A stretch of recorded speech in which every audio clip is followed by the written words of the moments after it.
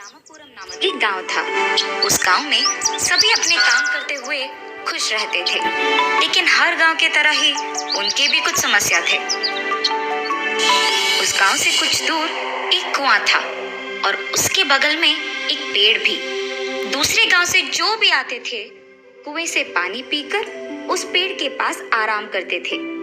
लेकिन कुछ दिनों से उस गांव के मुखिया रामाचारी ने सबसे कहा कि उस पेड़ के पास जाना मना है और खासकर अमावस्या के दिन बाहर निकलना मना है।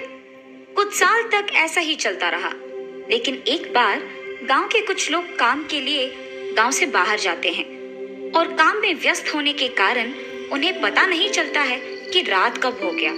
बहुत रात हो गई है यार, चलो घर चलते हैं। बाप रे, रात हो गया। गांव वालों के मना करने के बावजूद हम यहाँ तक आए काम करने के लिए, और अब देखो रात हो गई। शायद हमें वो भूत दिख जाएगा यार। अरे डरा मत सोमू, वहाँ कोई लड़की जैसे दिख रही है। सुनिए, मैं दूसरे गांव से आई हूँ और मैं रास्ता भूल गई। आप लोग मेरी मदद करोगे?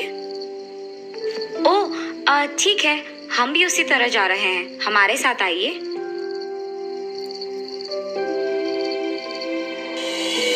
लेकिन कुएं के पास जाते ही वो लड़की एक भूत में बदल जाती है और जोर जोर से हंसने लगती है। सभी भागने की बहुत कोशिश करते हैं, लेकिन वो भूत उन्हें मार देती है। सुबह सारे गांव वाले इकट्ठा होते हैं और उन तीनों के बारे में बात करते रहते हैं कि वो काम के लिए गए और वापस नहीं आए। तब सभी मिलके उस गांव के मुखिया रामाचारी के पास जाते हैं। क्या हुआ, सभी यहाँ क्यों आए हैं? साहब, हमारे गांव के रामू, सोमू और राकेश काम करने के लिए बाहर गए हैं और अब तक वापस नहीं आए हैं। इसका एक ही मतलब है कि अब वो नहीं रहे। हम सबको बहुत चौकन्ना रहना होगा। गांव के सारे लोग दुखी होकर वहां से वापस घर चले जाते हैं। कुछ दिनों बाद पूर्णिमा आता है और उस गांव के रीति रिवाज के अनुसार हर पूर्णिमा को ढोल बजाते हुए उस गांव के सरहदों के पास मौजूद देवी के पेड़ की पूजा करके एक बकरी का बलिदान देकर एक थाली में उसका खून रखा जाता है, जिसके बाद सभी वहां से चले जाते हैं।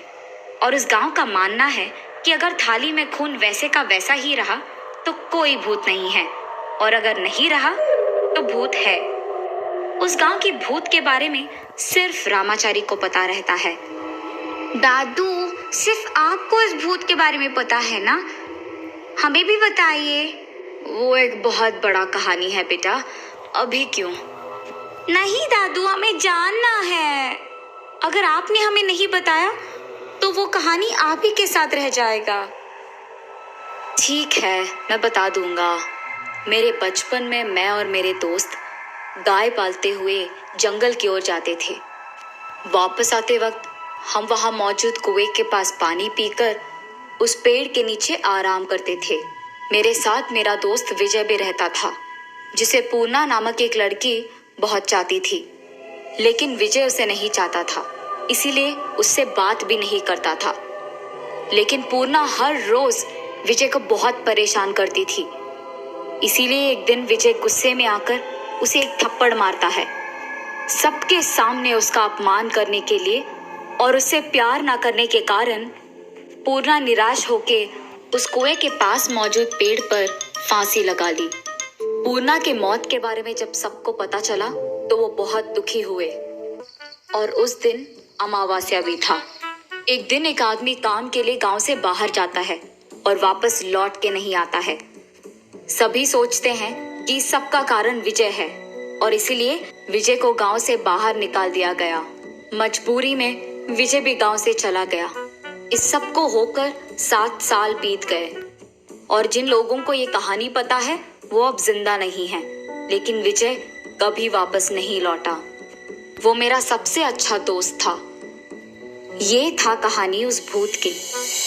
सुबह होते ही सभी उनके काम करते रहते हैं जब एक स्वामी जी वहां आते हैं।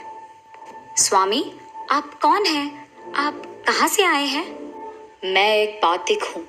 मेरी यात्रा में जितने भी गांव आते हैं उनकी समस्या का हल देकर ही जाता हूँ।